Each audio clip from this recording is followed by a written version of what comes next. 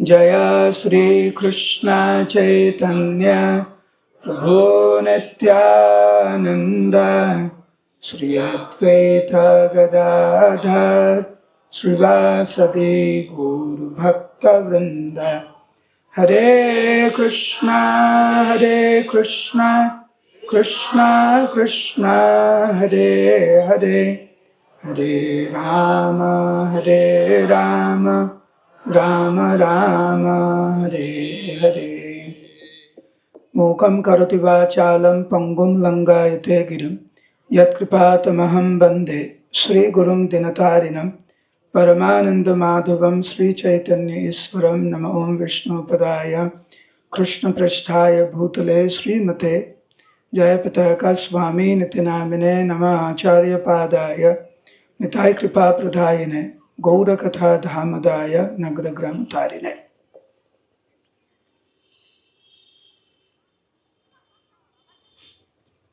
भक्ति जीवने आशा जे कतटा दुर्लभ, कत बड़ व्यतिक्रम घटना, এটা শ্রীমান মহাপ্রভু সনাতন গোস্বামীর কাছে বর্ণনা করেছেন।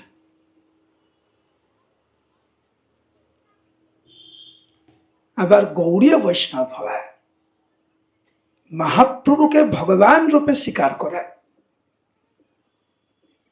মহাপ্রভুর পার্শ্বত্বের আনুগত্য স্বীকার করা,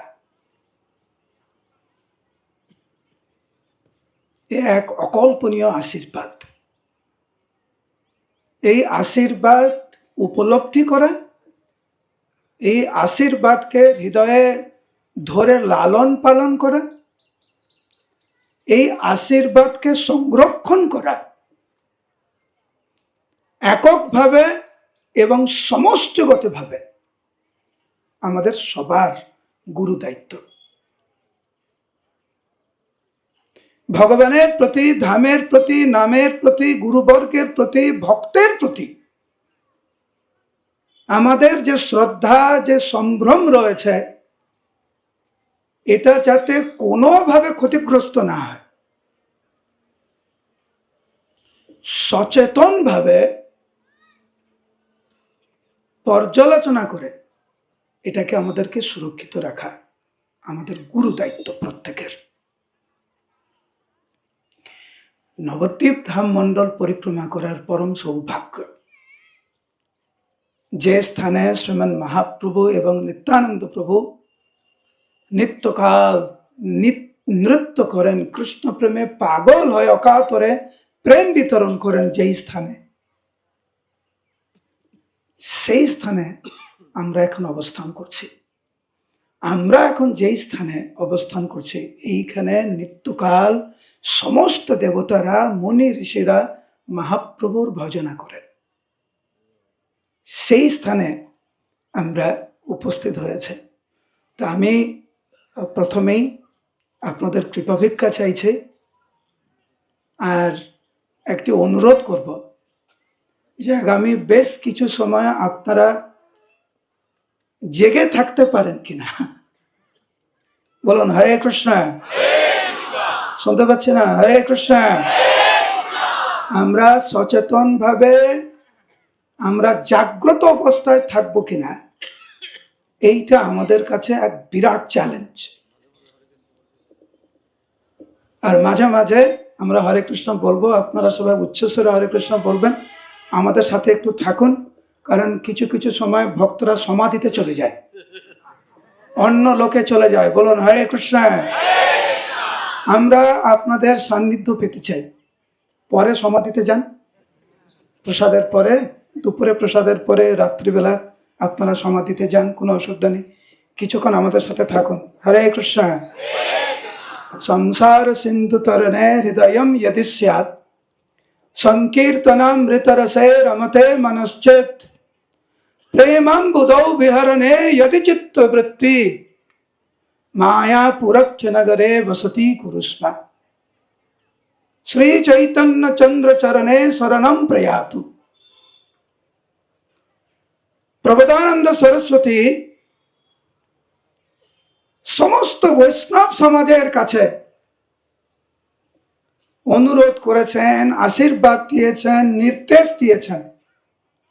আর এই শ্লোকটি ভক্তিবিনোদ ঠাকুর খুব সুন্দর করে বাংলাতে উনি অনুবাদ করেছেন। তো আপনারা যদি রাজি থাকেন উচ্চস্বরে গৌরাঙ্গ বলবেন, যদি রাজি না থাকেন তাহলে শান্ত থাকবেন। যারা শান্ত থাকবেন আমি বুঝবো আপনারা ভুল জায়গায় চলে এসেছেন। বলুন হরে কৃষ্ণ। তো প্রবোধানন্দ সরস্বতী ঠাকুর উনি বলছেন, তরিতে সংসার সিন্ধু যদি বাঞ্ছা হয়, হে ভক্তগণ, এই ভব সমুদ্র থেকে পার হওয়ার যদি মনোবাসনা থাকে, যদি ইচ্ছা হয়, উচ্চস্বর বলুন গৌরাঙ্গ। সংকীর্তনামৃত রসে রমতে মনশ্চেদ। হে ভক্তগণ, সংকীর্তনামৃত আস্বাদে থাকে ইচ্ছা লব। এই যে কৃষ্ণ নামের যে প্রেম, যে অমৃত, এটি আস্বাদন করার যদি ইচ্ছা থাকে, দুই হাত তুলে বলুন গৌরাঙ্গ। প্রেমং বুধৌ বিহরণে यदि চিত্তবৃত্তি। কৃষ্ণ প্রেমে, গৌর প্রেমে হাবুডুবু খাবার যদি ইচ্ছা থাকে, উচ্চস্বরে বলুন গৌরাঙ্গ, গৌরাঙ্গ, গৌরাঙ্গ। এই তিনটি বাসনা যদি থাকে আপনাদের, সংসার সমুদ্র থেকে পার হয়, কৃষ্ণ নামের অমৃত আস্বাদন করা, আর কৃষ্ণ প্রেম, গৌর প্রেমে হাবুডুবু খাবার, তাহলে দুটো জিনিস করতে হবে। এক, মহাপ্রভুর ভক্ত হতে হবে, চৈতন্য চন্দ্র চরণে শরণং প্রয়াত। সব কিছু বাদ দিয়ে গৌর ভক্ত হতে হবে। আর দ্বিতীয়, মায়াপুর নগরে বসতি কুষ্মা, মায়াপুর ধামের, নবদ্বীপ ধামের আশ্রয় নিতে হবে। আপনারা সবাই মহাপ্রভুর ভক্ত, আপনারা সবাই ধামের আশ্রয় নিয়েছেন। তা না হলে এই 7 দিন সব কিছু ত্যাগ করে মাঠে ঘুমাচ্ছেন, মাটিতে হাঁটছেন, মাটিতে গড়াগড়ি দিচ্ছেন, মাটি খাচ্ছেন, ধামের মাটি খাচ্ছেন, ধুলি গ্রহণ করছেন। আপনারা সৌভাগ্যবান, সৌভাগ্যবতী যে প্রবোধানন্দ সরস্বতীর নির্দেশ, আশীর্বাদ, ভক্তিবিনোদ ঠাকুর এবং শিল প্রভুপাদের নির্দেশ, আশীর্বাদ আপনারা গ্রহণ করছেন। আপনাদের মানব জীবন ধন্য। প্রভুপাদ বলতেন, বোম্বে আমার অফিস, বৃন্দাবন আমার বাড়ি, আর মায়াপুর আমার আরাধনার স্থান। তো আপনারা শিল প্রভুপাদের আরাধনা স্থানে আপনারা এসেছেন। হরি বল। মহাপ্রভুর বাড়ি এসেছেন। আপনারা কোথায় এসেছেন? উচ্চস্বরে কোথায় এসেছেন? হ্যাঁ, এটা ভগবানের গৃহ, এটা ধাম, এটা গৌর ধাম। গৌর ধাম মানে মহাপ্রভুর বাড়ি। তার মানে এটা আমাদেরও বাড়ি, আমরা তো ভগবানের সন্তান। তো এই ধামে অবস্থান করা, তাও আবার 7 দিন এত ভক্তের সাথে, এক পরম সৌভাগ্য। এখন জীব গোস্বামী পরিক্রমা করেছিলেন জীব গোস্বামী পাদ, কিন্তু জীব গোস্বামী পাদ যখন নবদ্বীপে যখন প্রবেশ করেন,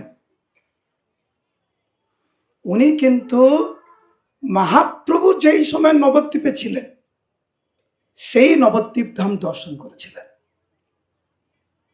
একদম গোলক বৃন্দাবনের মধ্যমণি হচ্ছে নবদ্বীপ ধাম। অনেক ধাম আছে না, দ্বারকা ধাম, মথুরা ধাম, অযোধ্যা ধাম, অনেক ধাম আছে। সর্বশ্রেষ্ঠ হচ্ছে গোলক বৃন্দাবন। হরি বল। আর এই গোলক বৃন্দাবনের মধ্যমণি হচ্ছে নবদ্বীপ ধাম, যেখানে শ্রীমান মহাপ্রভু ওনার পার্শ্ববৃন্দ নিয়ে নিত্যকাল কৃষ্ণ প্রেমে পাগল হয়ে নৃত্য গীত করেন। এই আশা নিয়ে আমরা পরিক্রমা করি যে সপার্শ্বদে গৌরচন্দ্র নর্তন বিলাস দেখি প্রেম মূর্ছ বেশে ছাড়িব নিঃশ্বাস। একটু আগে লক্ষ্মীবন্ধু প্রভু বলছিলেন কোন কোন ভাগ্যবানে দেখিবারে পায়। নিত্যানন্দ প্রভু মহাপ্রভু নিত্যকাল এখানে লীলা বিলাস করেন, আর কিছু কিছু ভাগ্যবান ব্যক্তি তো দর্শন করেন। জীব গোস্বামী পাদ দর্শন করেছিলেন। হরে কৃষ্ণ বলুন। আপনারা জানেন পরিক্রমার কোন দিন জীব গোস্বামী পাদ যেদিন যখন পরিক্রমা করেন তখন তো মহাপ্রভু নিত্যানন্দ প্রভু অদ্বৈত গোসাই, নিত্যানন্দ প্রভু না সরি মহাপ্রভু ওই সময় লীলা সম্বরণ করেছেন তো ছিলেন না। কিন্তু জীব গোস্বামী পাদ যখন পরিক্রমা করছিলেন, পরিক্রমার কোন দিনে সাক্ষাৎ গৌরচন্দ্রকে দর্শন করেছিলেন? কে বলতে পারবে? পরিক্রমার কোন দিনে? একদম প্রথম দিন। হরি বল। একদম প্রথম দিন গৌর প্রেমে পাগল হয়ে গেছেন জীব গোস্বামী পাদ, আর নিত্যানন্দ প্রভু নিয়ে গেছেন জীব গোস্বামী পাদকে শ্রীবাস অঙ্গনে। শ্রীবাস অঙ্গনে গিয়ে নিত্যানন্দ প্রভু বলছেন, হে জীব, তোমার কত সৌভাগ্য, এই সেই রাসস্থলী, বৃন্দাবনের রাসস্থলী হচ্ছে শ্রীবাস অঙ্গন। ঠিক সেই রকম ভগবান কৃষ্ণ ব্রজগোপিকাদের নিয়ে রাস নৃত্য করেছেন বৃন্দাবনে, ঠিক সেই রকম শ্রীমন মহাপ্রভু ওনার পার্শ্বদের নিয়ে সারা রাত ব্যাপী এই দিব্য স্থানে শ্রীবাস অঙ্গনে উনি নৃত্য গীত করেছেন। যেই মুহূর্তে শুনেছেন জীব গোস্বামী পাদ এটা সাক্ষাৎ নিত্যানন্দ প্রভু শ্রীমুক্তকে, তৎক্ষণাৎ উনি অজ্ঞান হয়ে ভূমিতে পড়ে গেছেন। যখন উনি জ্ঞান উনার ফিরল, উনি দেখছেন সাক্ষাৎ মহাপ্রভু সমস্ত পার্শ্বদের নিয়ে ওনার সামনে নৃত্য গীত করছেন। হরি বল। নিত্যানন্দ প্রভুর আশীর্বাদ আর জীব গোস্বামী পাদের মহিমা, ওনার বিশ্বাস। আমরা কি বিশ্বাস নিয়ে পরিক্রমা করছি? খুব সাবধান। সকালে কি প্রসাদ দেবে, দুপুরে কি প্রসাদ দেবে, রাত্রে কি দেবে, কোন ঘর পাবো, কার সাথে থাকবো, হায় কপাল, একে তো আমার সহ্য হয় না, এর সাথে ঘর পড়ে গেল আমার, এর পাশে বসেই প্রসাদ পেতে হবে, এর পরিক্রমাটা ঠিক মতো হবে না আমার। ওইসব পারতেন। কি প্রসাদ দেবে তো লক্ষ্মী গোবিন্দ উপরে ছেড়ে দেন, বলুন হরে কৃষ্ণ। কার সাথে আমার রুম ভাগ পড়েছে এবারে ওটা লক্ষ্মী গোবিন্দ উপর ছেড়ে দেন। কোন নৌকাতে উঠবেন ওটা ছেড়ে দেন, লক্ষ্মী গোবিন্দ উপর ছেড়ে দেন। আপনারা শুধু কেবল এই শ্রবণ এবং কীর্তন গৌর কথা ছাড়া অন্য কোনো কথায় মন দেবেন না। তাহলে দেখবেন খুব তাড়াতাড়ি নবদ্বীপ ধামের আশীর্বাদ পাবেন। হরে কৃষ্ণ। তারপরে ভক্তনাথ ঠাকুর খুব সুন্দরভাবে উনি বর্ণনা করছেন। আমার মনে হচ্ছে এইটা আপনারা করছেন। তো এখানে ভক্তনাথ ঠাকুর বর্ণনা করছেন যে কবে আমি নবখণ্ডে লোক ধর্ম ত্যাজি। নবখণ্ড মানে নবদ্বীপ। এটা হচ্ছে প্রবোধানন্দ সরস্বতীর সংস্কৃত শ্লোক। ভক্তনাথ ঠাকুর এটা অনুবাদ করেছেন বাংলাতে। বলছেন কবে আমি এই নবদ্বীপে লোক ধর্ম ত্যাজি।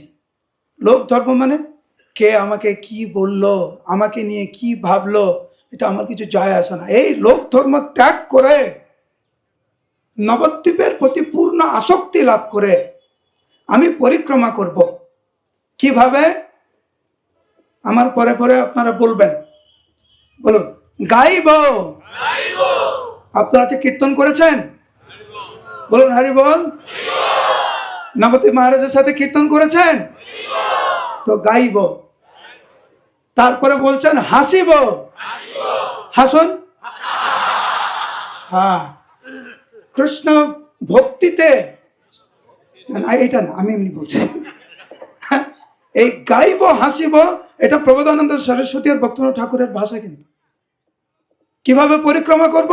কীর্তন করতে করতে ভক্তের সঙ্গে আনন্দে বলুন আর ভূমিতে লুটিব। এখনো লুটালুটি হয়নি মনে হয়, হবে হবে। হরি বল।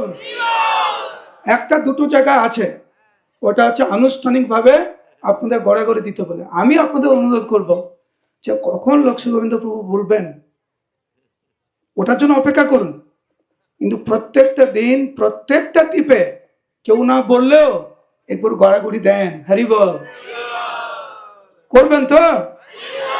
আরেকবার বলুন, গাইব, হাসিব, আর ভূমিতে লুটিব। তারপরে পরেরটা রেডি? রেডি? দৌড়িব। দৌড়েছেন আজকে একটু? হ্যাঁ, আমি আজকে মোটরসাইকেল করে আসছিলাম, একদম পিছনে দেখছি কয়েকজন ভক্ত দৌড়েছে একদম শেষের দিকে। খুব ভালো, এটা শাস্ত্রীয় কথা। দৌড়িব। এরপরে বলুন, কাঁদিব। মহাপ্রভুর করুণার কথা চিন্তা করে, গুরুবর্গের করুণার কথা চিন্তা করে, যে কি সৌভাগ্য আমাদের যে নবদ্বীপ মহারাজের সাথে, লক্ষ্মীগোবিন্দ প্রভুর সাথে, সুবনীতা প্রভুর সাথে, সমস্ত ব্রহ্মচারীদের সাথে, এত উন্নত গৃহস্থ ভক্তদের সাথে আমরা পরিক্রমা করতে পারছি। আমার কি সৌভাগ্য। মহাপ্রভুর লীলা শ্রবণ করে, ভক্তদের লীলা শ্রবণ করে ক্রন্দন। গুরু মহারাজ বলতেন, আমি অনেকবার শুনেছি ওনার শ্রীমুখ থেকে, যে গুরুদেব মন্দিরে আসছেন, আনন্দে ভক্ত শিষ্য পাগল হচ্ছে না। গুরুদেব চলে যাচ্ছেন মন্দির থেকে অন্যত্র, আর শিষ্য কান্নায় ভেঙে পড়ছে না। তার মানে বুঝতে হবে শিষ্যের হৃদয় পুরো পাথরের মতো শক্ত। এখানে ভক্তিবিনোদ ঠাকুর, প্রবোধানন্দ সরস্বতী বলছেন, দৌড়িব, কাঁদিব। পরেরটা হয়তো একটু কষ্ট আছে, বলুন, মূর্ছিত হইব। হয়তো না খেয়ে কেউ হয়তো মূর্ছিত হতে পারে। এবারে পুরো শ্লোকটা বলুন, আমি চাইছি এটা আপনাদের মনে থাক, মুখস্থ করুন। আর হচ্ছে প্রত্যেকটা দিন ভক্তিবিনোদ ঠাকুর এইভাবে পরিক্রমা করতে বলেছেন। বলুন আমার সাথে সাথে, গাইব, হাসিব, আর ভূমিতে লুটিব, দৌড়িব, কাঁদিব, পড়ি, মূর্ছিত হইব। এইভাবে ভক্ত সঙ্গে পরিক্রমা করার কথা। এখন কেউ এসে আপনাদেরকে বলবে, রেডি থাকুন কিন্তু এটা শোনার জন্য। আরে একটু আগে আগে চল, বুঝলে, প্রসাদ তো শেষ, থাকার জায়গাটা ওইখানে। লক্ষ্মীগোবিন্দপুর থাকার জায়গাটা কোথায় আজকে? আজকে তো মহীশূরা। আগের বছর পরিক্রমা করেছে। এত গরমে একটু পরে অনেক গরম হয়ে যাবে, আগে আগে চলে যাই চলো। এরকম কিন্তু কিছু কিছু বন্ধু বান্ধব, আত্মীয় স্বজন আপনার কানে কানে মন্ত্র দেবে, হরে কৃষ্ণ। শোনা যাচ্ছে না? ভয় পেয়ে যাচ্ছেন কেন? ওইদিকে কান দেবেন না। ভক্ত সঙ্গ থেকে আমাদেরকে দূরে রাখার জন্য মায়ার অনেক খেল আছে। কিন্তু এইখানে ভক্তিবিনোদ ঠাকুর, প্রবোধানন্দ সরস্বতী আমাদেরকে বলছেন, কেউ কেউ এসে বলবে নবদ্বীপে থেকো না, পরিক্রমা করো না, এইখানটায় আসো, আমি তোমাকে ওই জায়গায় নিয়ে যাব। যে কোটি চিন্তামণি যদি মিলে অন্য স্থানে, অন্য জায়গায় চলো, ওইখানে চিন্তামণি ধাম, নবদ্বীপ ধাম বাদ দাও। ভক্তিবিনোদ ঠাকুর বলছেন, কেউ যদি আমাকে বলেও থাকে নবদ্বীপ ছেড়ে দাও, আমার শরীর যদি খণ্ড খণ্ড করে কেটে দেয় কেউ, ভক্তিবিনোদ ঠাকুর বলছে, এইখানে আসো তোমাকে ভগবান দেখাবো, ওইখানে আসো তোমাকে চিন্তামণি ধাম দেখাবো, আমি অন্যত্র না যাই যেন এই বুদ্ধি স্থির। আমি কোনোদিন এই নবদ্বীপ ধাম আমি ছেড়ে যাব না। নিতাই গৌর প্রেমানন্দে। আরেকটি অত্যন্ত গুরুত্বপূর্ণ কথা, যখনই ভক্তি জীবন করতে যাবেন, আপনারা বেশিরভাগ ভক্ত গৃহস্থ, আমি অনেকেই জানি যারা ঝগড়াঝাটি করে এসছেন সংসার থেকে, হ্যাঁ কি না? এক হরে কৃষ্ণ আছে একটু। কারণ কেউ বলছেন, কেন যাবে তুমি, টাকা পয়সা নেই, তোমার বয়স হয়ে গেছে, শরীর ভালো না, আমার মন ভালো না, আমার মনটা ঠিক করার জন্য তুমি এবারে থেকে যাও, পরের বছর যেও। অনেকে অনেক কিছু বলবে। তো ভক্তিবিনোদ ঠাকুরের কথা, এগুলো আমার কথা না। নবদ্বীপের আশ্রয় যাতে আমরা গ্রহণ না করি, সেই জন্য কখনো জাতি, বলুন জাতি, প্রাণ, ধন, যশ, সদ্ধর্ম আমার ক্ষয় হোক, সকলে করুন তিরস্কার। এগুলো আমাদের জীবনে হয় কি না? হ্যাঁ, কেউ তিরস্কার করে, কখনো কখনো প্রাণের ঝুঁকি থাকে, কখনো কখনো ধনের ক্ষতি হয়, মানে টাকা পয়সা যায়, কেউ আবার নিন্দা করে। কিন্তু নবদ্বীপের প্রতি আমার আসক্তি বিন্দু মাত্র ক্ষতি হবে না। ধামের প্রতি আসক্তি আমি বজায় রাখবো। আমাদের এখানে কয়েকজন এসছেন বৃন্দাবন ধাম থেকে, এই প্রভু এসছেন বৃন্দাবন ধাম থেকে, আরো অনেকে এসছেন বৃন্দাবন ধাম। সেই বৃন্দাবন এই নদিয়া,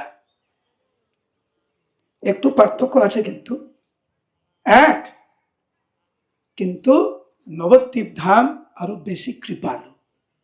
কৃষ্ণ এবং মহাপ্রভুর মধ্যে কোনো পার্থক্য নেই, কিন্তু কৃষ্ণ একটু কঠোর, সর্বধর্মন পরিত্যাজ্য, আগে সব ছাড়ো তারপর তোমার সাথে কথা হবে। মহাপ্রভু বলেন তুমি ছাড়ো আর না ছাড়ো আমি তোমাকে আলিঙ্গন করবো। হরি বল। এটা হচ্ছে পার্থক্য। বৃন্দাবনে বসে যে বা জপে হরি হরি, বৃন্দাবনে বসে যারা জপ করে অপরাধে গেলে পায় কিশোর কিশোরী। শুধু জপ করলে হবে না, সমস্ত অপরাধ থেকে মুক্ত হবে, তাহলে কিশোর কিশোরীকে পাবে। কিন্তু নবদ্বীপে গৌর খমি অপরাধ, নবদ্বীপে কেউ যদি অপরাধ করে, বলুন হরে কৃষ্ণ, এটা একটু মন দিয়ে শুনবেন, হ্যাঁ, নালে আবার অন্য জায়গায় চলে যাবেন। কিন্তু মহাপ্রভুর কথা অনুযায়ী অপরাধ করলেও মহাপ্রভু আপন করে নেবে, কিন্তু সেখানে একটা ব্যতিক্রম আছে, বৈষ্ণব অপরাধ ছাড়া। ঠিক আছে, অন্য টুকটাক অপরাধ মহাপ্রভু ক্ষমা করে দেন নবদ্বীপে, কারণ উনি মহাবদান্য অবতার, আর উনি ব্রজ রস, যেই ব্রজ প্রেম আপনি বৃন্দাবনে পাননি এইখানে পেয়ে যাবেন। হরি বল। বলুন জয় জয় নবদ্বীপ ধাম সর্বধাম সার, জয় নবদ্বীপ বাসী গৌর পরিবার, সকল ভক্ত পদে করিয়া প্রণাম, সংক্ষেপে বর্ণব আমি নবদ্বীপ ধাম। নবদ্বীপ মণ্ডলের মহিমা অপার, ব্রহ্মাদি নাই জানে বর্ণে সাধ্যকার, সহস্র বদন শেষ বর্ণিতে অক্ষম, ক্ষুদ্র জীব আমি কিসে হইব সক্ষম। যেখানে ব্রহ্মা শিব আদি সমস্ত দেবতারা, এমনকি বলরাম অনন্ত শেষ এই ধামের মহিমা বর্ণনা করে শেষ করতে পারছে না, সেখানে আমি, ভক্তিবিনোদ ঠাকুর বলছেন নিজের কথা, আমি ক্ষুদ্র জীব, আমি কি করে বর্ণনা করতে পারবো। দেব দেব মহাদেব নাহি পায় অন্ত, এমনকি মহাদেব যার অন্ত পায় না। এখন ভক্তিবিনোদ ঠাকুর খুব সুন্দর করে একটি বিষয় বর্ণনা করছেন, যে এই নবদ্বীপ ধামে মহাপ্রভু বা নিত্যানন্দ প্রভুর ভক্ত হওয়ার যে মহিমা, বিশেষ করে এই স্থানে আমরা এখন পঞ্চবেণীতে আছি, এখানে যে 5 দিব্য নদী এবং সমস্ত দেবতাগণ এবং সমস্ত মুনি ঋষিরা এইখানে গৌর ভজন করেছিলেন। এখন আমরা যারা এখানে বসে আছি সবাই কিন্তু আনন্দের পিছনে, সুখের পিছনে আমরা দৌড়াচ্ছি, আর যত চেষ্টা করছি আমরা সুখের পিছনে দৌড়ানোর, ততই আমরা বিভ্রান্ত হচ্ছি, আর ততই আমরা হতাশ হচ্ছি। সেই জন্য নিত্যানন্দ প্রভু বলছেন যে তুমি যে সুখ চাইছ সুখ লাগি তব চেষ্টা, আমি তাহা দিব, তাহার বিনিময়ে আমি কিছুই না লইব। তুমি যে সুখ চাইছ, তুমি যে আনন্দ চাইছ, তা আমি তোমাকে দেব, এবং এর পরিবর্তে আমি তোমার কিছু চাই না, তোমার থেকে আমি কিছু চাই না। কি করতে হবে? কেবল গৌরাঙ্গ মহাপ্রভুর ভক্ত হও, কেবল মাত্র গৌরাঙ্গ বলে তুমি ক্রন্দন করো, গৌরাঙ্গ বলে তুমি মাটিতে গড়াগড়ি দাও, গৌরাঙ্গের ভক্ত হও, গৌরাঙ্গ নিত্যানন্দ বলে দু হাত তুলে তুমি ক্রন্দন করো। ভক্তিবিনোদ ঠাকুর বলছেন, কারণ সেই ভাগ্যবান ভক্তকে ভগবান কৃষ্ণ প্রেম প্রদান করেন। কৃষ্ণ প্রেমের পিছনে আপনাকে দৌড়াতে লাগবে না। আপনি কেবল গৌর ভক্ত হন, নিত্যানন্দ প্রভুর ভক্ত হন, তাহলে অনন্ত কর্ম দোষ অন্ত হয় তার। আমাদের যত দোষ রয়েছে, যত আমাদের খারাপ কর্ম রয়েছে, যত খারাপ প্রভাব রয়েছে, যত প্রতিকূল পরিস্থিতি রয়েছে, এই গৌরাঙ্গ নিত্যানন্দ প্রভুর নাম উচ্চারণ করলে, ক্রন্দন করলে, মাটিতে গড়াগড়ি দিলে, এই নাম উচ্চারণ করার সময় সমস্ত কর্মদোষ শেষ হয়ে যায়। আপনারা আমার পরে পরে বলুন, নিতাই গৌরাঙ্গ বলি, উচ্চস্বরে নিতাই গৌরাঙ্গ বলি, যেই জীব ডাকে সুবিমল কৃষ্ণ প্রেম অন্বেষে তাকে। মানে কৃষ্ণ প্রেম আপনাকে খুঁজবে। কেমন হবে ওই জীবন যে আপনি কৃষ্ণ প্রেমকে খুঁজছেন না, কৃষ্ণ প্রেম আপনাকে খুঁজছে। ধরুন আপনি গুরু মহারাজের সাথে সাক্ষাৎ করতে চান আজকের সন্ধ্যাবেলা 7টার সময়। আজকের কারা কারা পারবেন সরাসরি গুরু মহারাজের ঘরে গিয়ে গুরু মহারাজের সাথে কথা বলতে? আজকে 7টার সময় হাত তুলুন। আপনার সাথে গুরু মহারাজের, আপনি গুরু মহারাজের সচিব নাকি? উনি হাত তুলছেন। আপনি যেতে পারবেন সরাসরি গুরু মহারাজের সাথে কথা বলতে পারবেন 7টার সময়? মন তো অনেক কিছু চাই, আপনার মন তো চাইলে হবে না। এখানে কারা কারা কৃষ্ণ প্রেম চান বলুন, হারি বল। সবাই চায়, পেয়েছে কয়জন? তো আমরা যদি আজকের সন্ধ্যা 7টার সময় গুরু মহারাজের সাথে সাক্ষাৎ করতে চাই, আমাদের কারুর পক্ষে এটা সম্ভব না।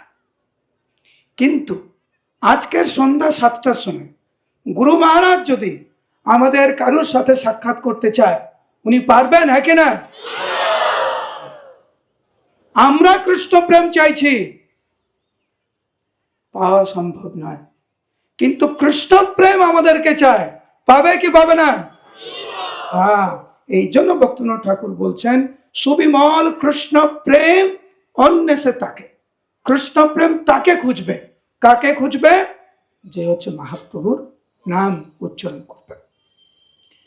গৌরা গৌরা গৌরা গৌরা গৌরা গৌরা গৌরা হরি,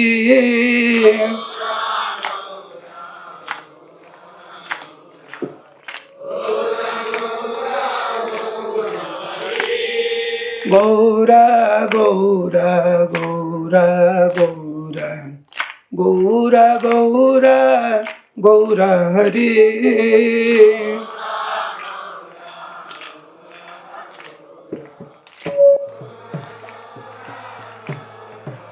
করতাল গৌরা গৌরা গৌরা গৌরা গৌরা গৌরা গৌরা হরি,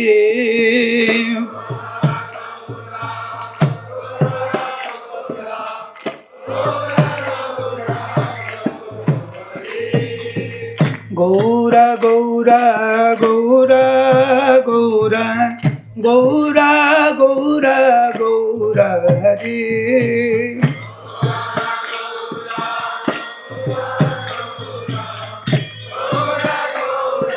হরি বল।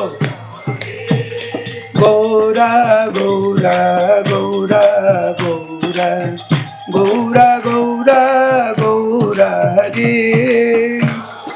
হরি বল, উচ্চস্বরে।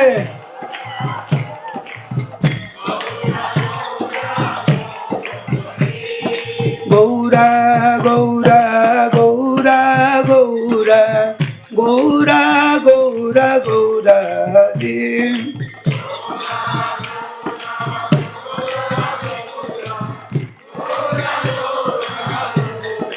বলুন, গৌরাঙ্গ গৌরাঙ্গ নিত্যানন্দ নিত্যানন্দ গৌরাঙ্গ গৌরাঙ্গ গৌরাঙ্গ গৌরাঙ্গ গৌরাঙ্গ গৌরাঙ্গ গৌরাঙ্গ গৌরাঙ্গ গৌরাঙ্গ গৌরাঙ্গ গৌরাঙ্গ গৌরাঙ্গ।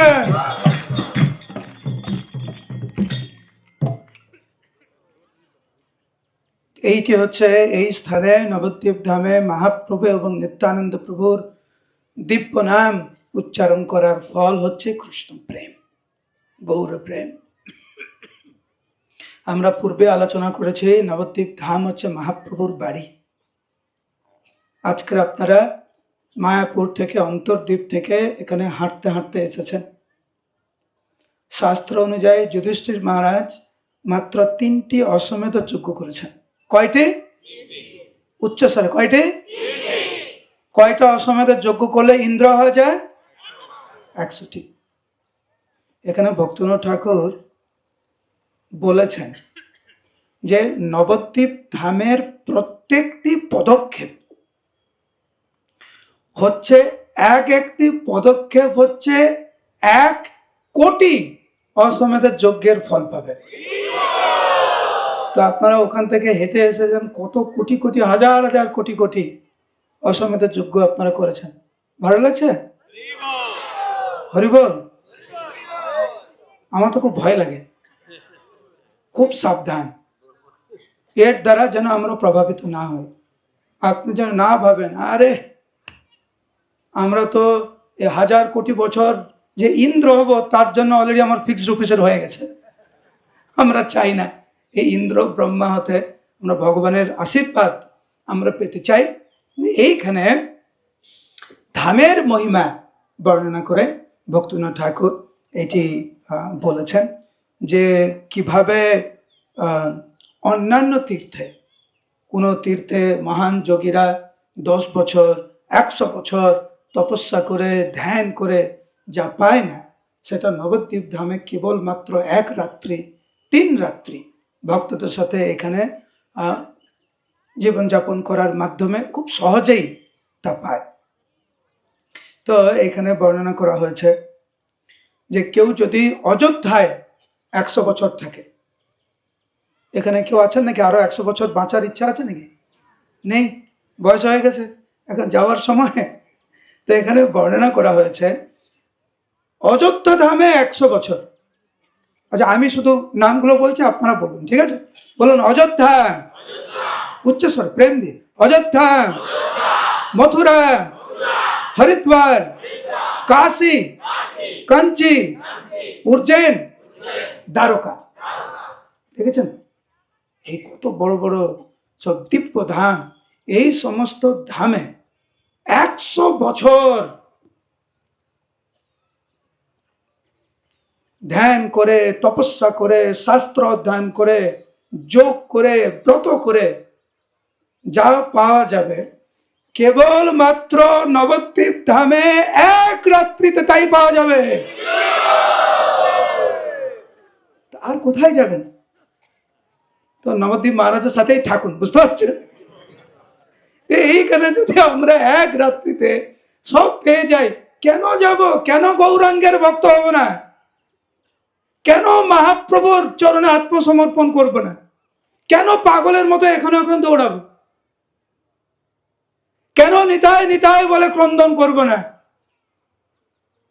প্রভুপাদ পরম করুণা প্রভৃতি জন এই ভজনটিকে প্রভুপাদ কিভাবে ক্রন্দন করেছিলেন? অ্যাটলান্টাতে ক্লাস দিতে বসেছেন। ইসকনের ইতিহাসের সবচাইতে ছোট ক্লাস, 2.5 মিনিট। মহারাজ প্রভুপাদ 2.5 মিনিট বলে আর বলতে পারলেন না, গৌর প্রেমে আর কথা বলতে পারলেন না এই পরম করুণা গানটিকে। কেন আমরা মহাপ্রভুর ভক্ত হব না? কিসের এত পিছুটা? এইখানে এক রাত্রিতে সঠিক মনোভাব নিয়ে কেউ যদি বসবাস করেন, 100 বছর দ্বারকাতে থাকার ফল পাবেন। কেন?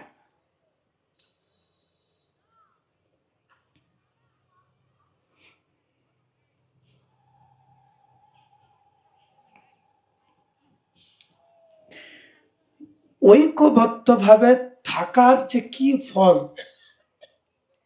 সেটা এই স্থানে শ্রীমান মহাপ্রভু প্রকাশ করেছেন। যারা হচ্ছে ঐক্যবদ্ধভাবে যারা সেবা করতে পারবেন, ভেদাভেদ ভুলে, তারা মহাপ্রভুর বিশেষ আশীর্বাদ পাবেন। তো আমরা দেখেছি যে ভক্তদের আনুগত্যে থেকে সেবা করার ফল, ঐক্যবদ্ধভাবে সেবা করার ফল।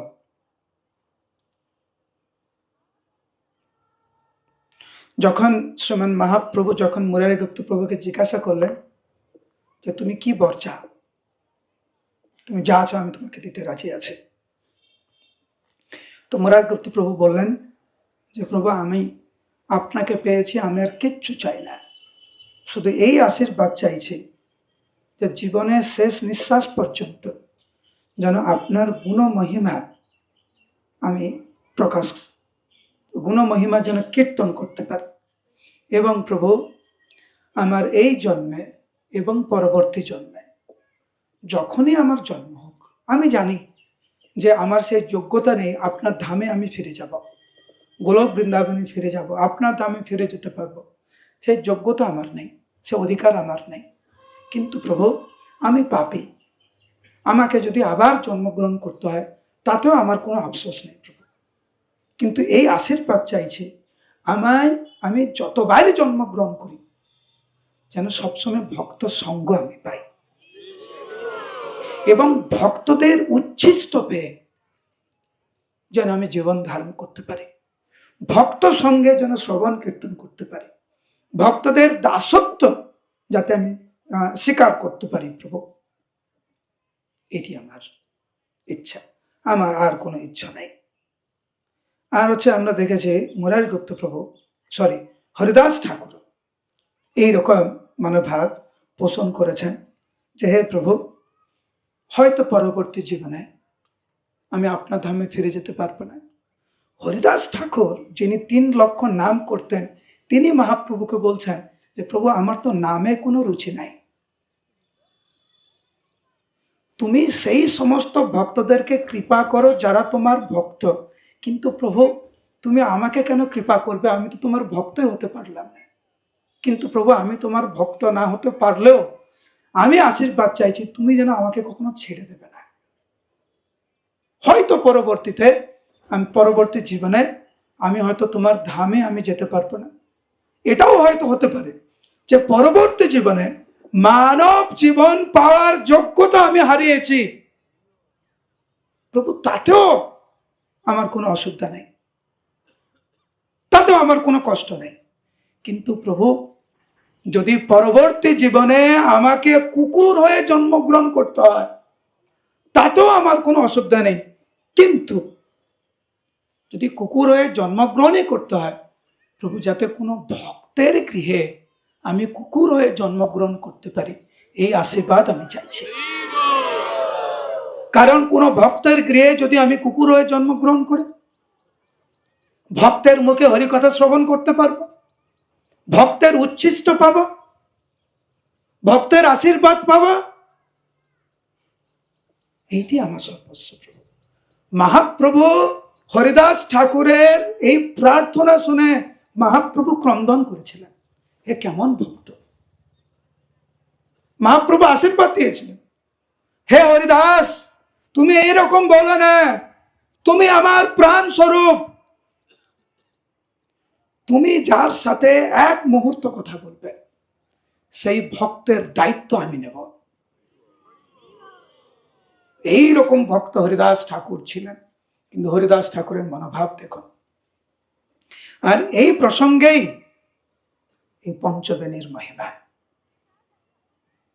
তো এইখানে আমরা দেখেছি যে শাস্ত্রে কিভাবে ভক্তিবিনোদ ঠাকুর বর্ণনা করেছেন, কিভাবে নিত্যানন্দ প্রভু, আমরা যেই জায়গায় বসে আছি, নিত্যানন্দ প্রভু জীব গোস্বামীপাদকে এইখানে নিয়ে এসেছেন। নিত্যানন্দ প্রভু বলে, শুনো সর্বজন, ওনার সাথে আরো কয়েকজন ছিলেন, সবাইকে বলছেন যে পঞ্চবেণী রূপে গঙ্গা হেথাই মিলন, যে পঞ্চবেণী এই স্থানে এখানে গঙ্গা দেবী এসেছেন। এখানে মন্দাকিনী, বলুন আগে বলুন, গঙ্গা গঙ্গা, উচ্চস্বরে গঙ্গা গঙ্গা,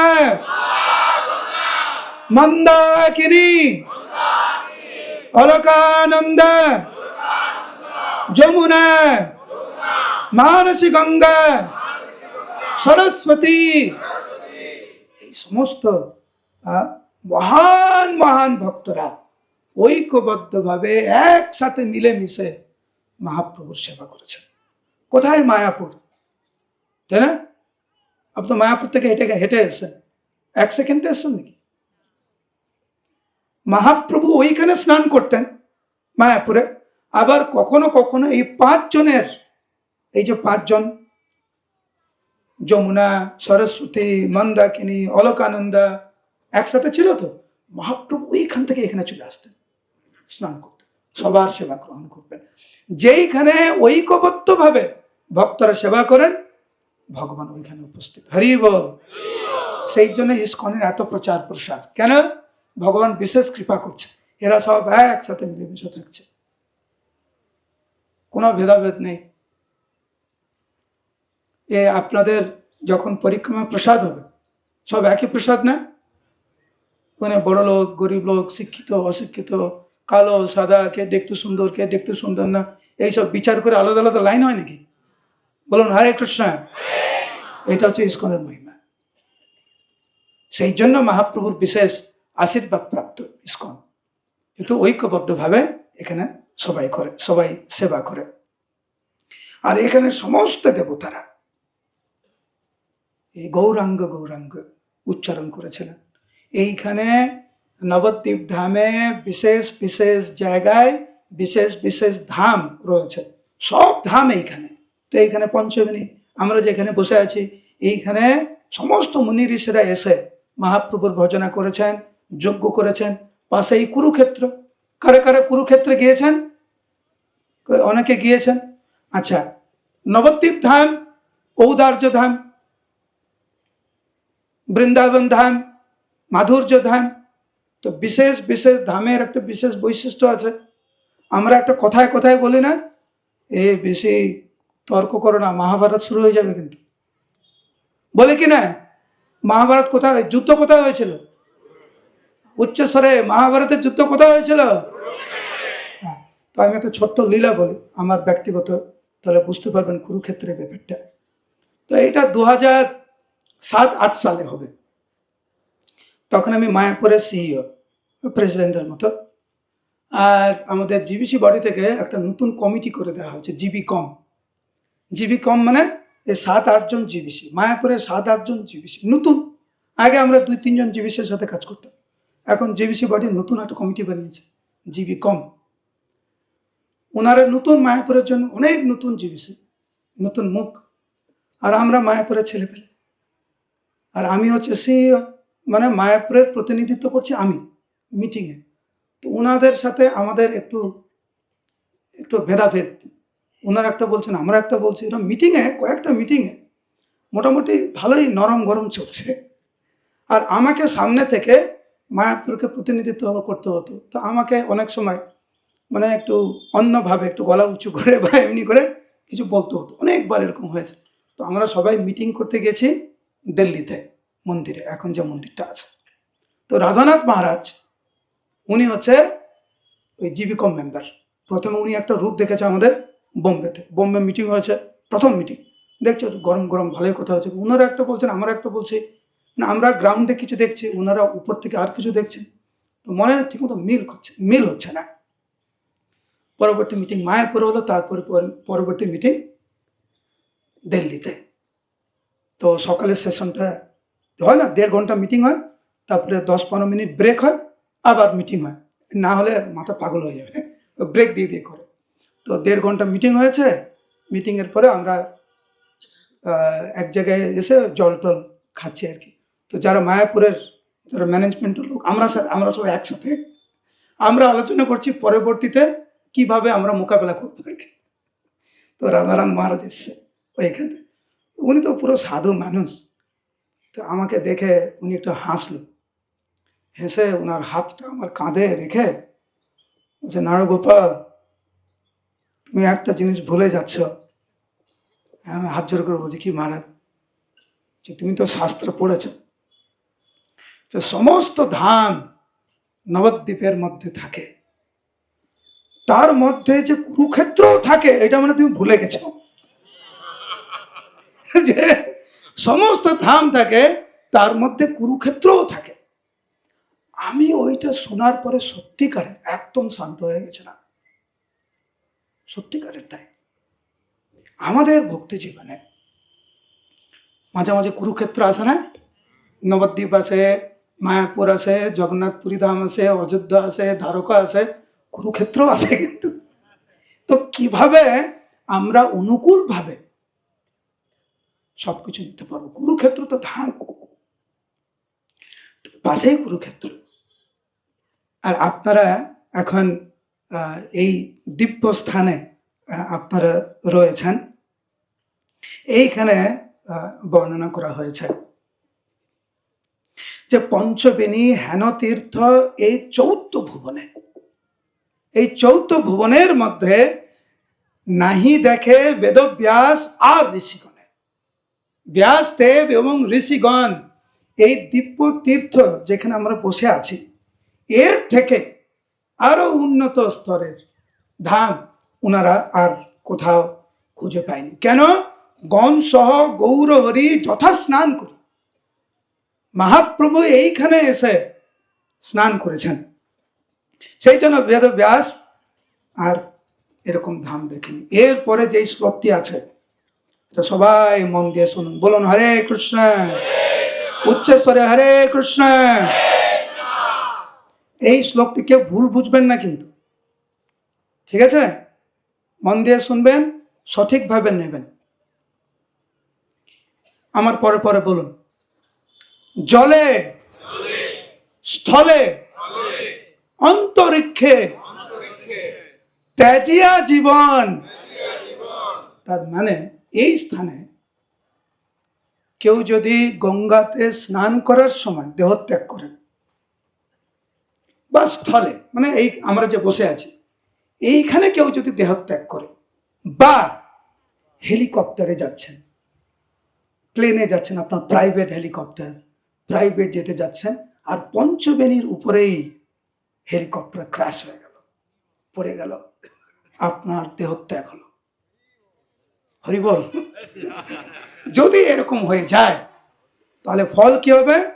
সর্বজীব মানে যে হচ্ছে জলে, স্থলে, অন্তরিক্ষে, এই জায়গায় কারো যদি দেহত্যাগ হয়, সর্বজীব পায়। বলুন সর্বজীব, উচ্চস্বরে। এর পরের লাইনটি খুব ব্যতিক্রম। এই কারণে ব্যতিক্রম, অন্যান্য জায়গায় দেখবেন লেখা আছে বৈকুণ্ঠে যাবে, হরিধামে যাবে, ভগবত ধামে যাবে, কিন্তু নবদ্বীপ ধাম মাহাত্ম্যে মাত্র কয়েকটি জায়গায় এই শব্দটি আছে, ব্যতিক্রম। সেটা কি? আবার বলুন। সর্বজীব পায় শ্রী গোলক বৃন্দাবন, নিতাই গৌর ব্রহ্মানন্দে। এখন এইটা শোনার পরে, হরে কৃষ্ণ, এইটা শোনার পরে কারোর মনে যেন অন্য কোনো খারাপ চিন্তা না আসে। লোক সুখেন্দু প্রভুকে আমি জিজ্ঞাসা করেছি কত ভক্ত এসছেন, উনি বলেছেন 1500 ভক্ত।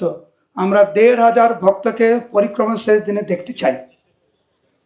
কেউ যেন না ভাবেন সংসার অনেক হয়েছে, প্রভুর থেকে শুনলাম এইখানে দেহত্যাগ করলে সরাসরি গোলক বৃন্দাবন, এখন প্রসাদ পেয়ে আমি গঙ্গায় ঝাঁপ দেব, বা আমার তো হেলিকপ্টার নাই, আমি গৌরাঙ্গ সেতু থেকে পড়ার সময় যদি আকাশে মরে যাই, বা এইখানে যদি আমার কিছু হয়ে যায়, এই শরীর আমার যতদিন থাকবে, এই শরীরটা কিন্তু আমার না।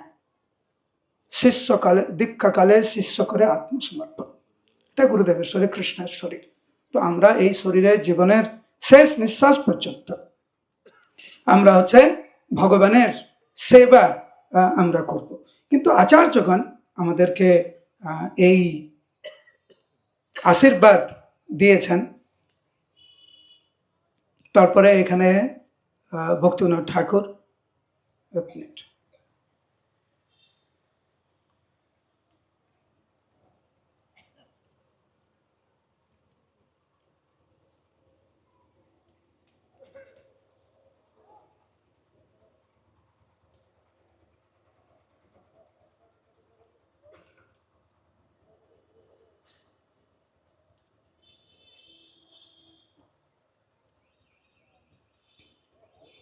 আমার পরে পরে বলুন। কবে পঞ্চবেণী জলে করিয়া স্বপন, শ্রী গৌরাঙ্গ পাদ পদ্ম করিব স্মরণ। এই গঙ্গা জলে স্পর্শ করে, স্নান করে মহাপ্রভুর পাদ পদ্মকে স্মরণ করার কথা বলা হয়েছে। এইটা কেউ যদি করে, মহাপ্রভুর অতি প্রিয় ভক্ত সে হতে পারে, মহাপ্রভুর অতি প্রিয় হতে পারে। আর শেষে এখানে বর্ণনা করা হয়েছে